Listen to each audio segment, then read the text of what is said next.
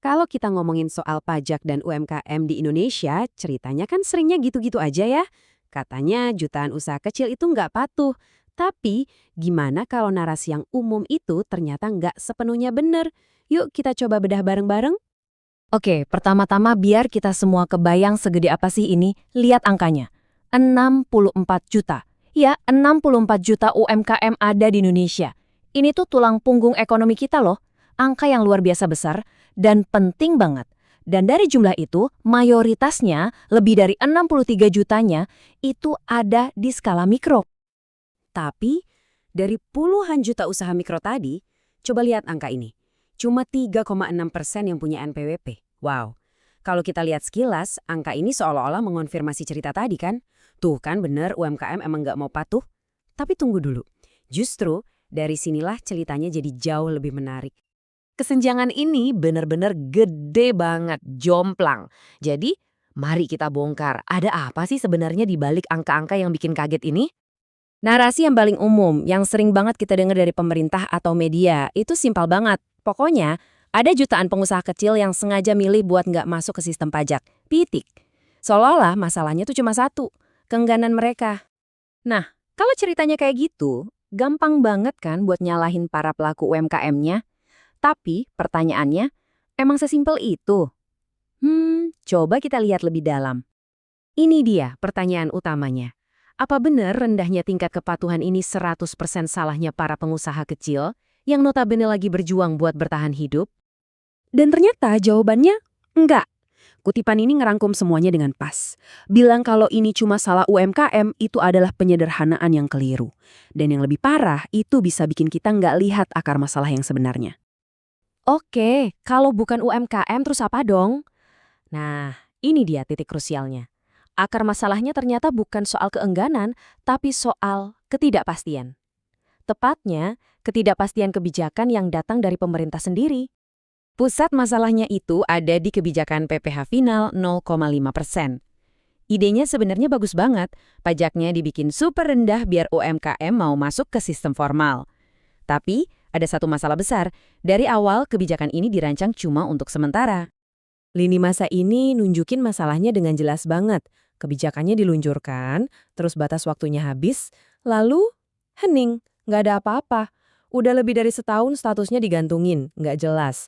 Draft buat perpanjangannya sih katanya ada, tapi ya cuma jadi pajangan di meja. Nggak ada yang mutusin. Ini kan yang bikin semua orang jadi bingung dan ragu-ragu. Nah, disinilah letak ironi terbesarnya. Negara nuntut UMKM buat patuh, bayar pajak harus tepat waktu. Tapi di sisi lain, negaranya sendiri gagal nggak sih kepastian kebijakan yang juga tepat waktu?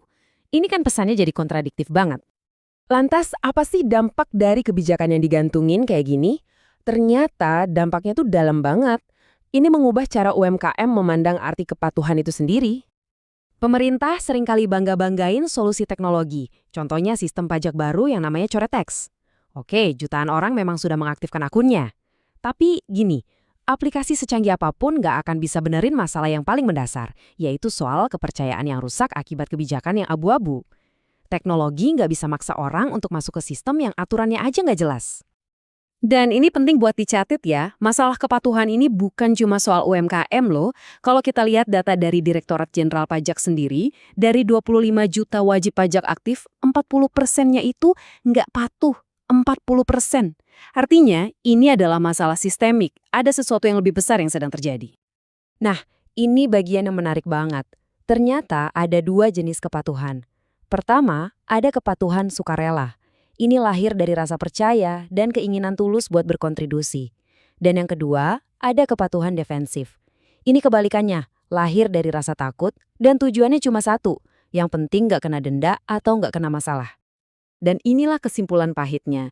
Saat negara ragu-ragu dan pelin-pelan, kepatuhan yang muncul ya kepatuhan defensif ini.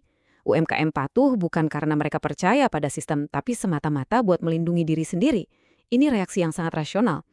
Dan ini jadi masalah besar, karena kepatuhan defensif bikin bisnis jadi takut berkembang, susah ngakses kredit formal, dan ujung-ujungnya menghambat pertumbuhan ekonomi kita semua. Jadi, solusinya apa dong? Nah, sekarang ini pemerintah ada di persimpangan jalan. Mereka harus segera membuat pilihan yang tegas, gak bisa ditunda-tunda lagi. Poin kuncinya adalah ini, Membiarkan aturan menggantung itu jauh lebih berbahaya bagi kepercayaan publik daripada membuat sebuah keputusan yang tegas. Ya, sekalipun keputusan itu mungkin nggak disukai semua orang. Kepastian, itu kuncinya. Pilihannya ada dua, dan dua-duanya butuh ketegasan. Opsi pertama, perpanjang insentif 0,5% itu. Lakukan segera dan kasih kepastian jangka panjang. Ini akan jadi sinyal positif untuk memulihkan kepercayaan. Opsi kedua, akhiri insentif ini secara resmi. Tapi jangan tiba-tiba. Harus dilakukan secara transparan sambil menyiapkan rencana transisi yang adil dan realistis, supaya UMKM nggak kaget dan bisa beradaptasi. Apapun pilihannya, yang terpenting adalah ambil keputusan. Jadi, seluruh pembahasan kita kali ini berujung pada satu pertanyaan mendasar.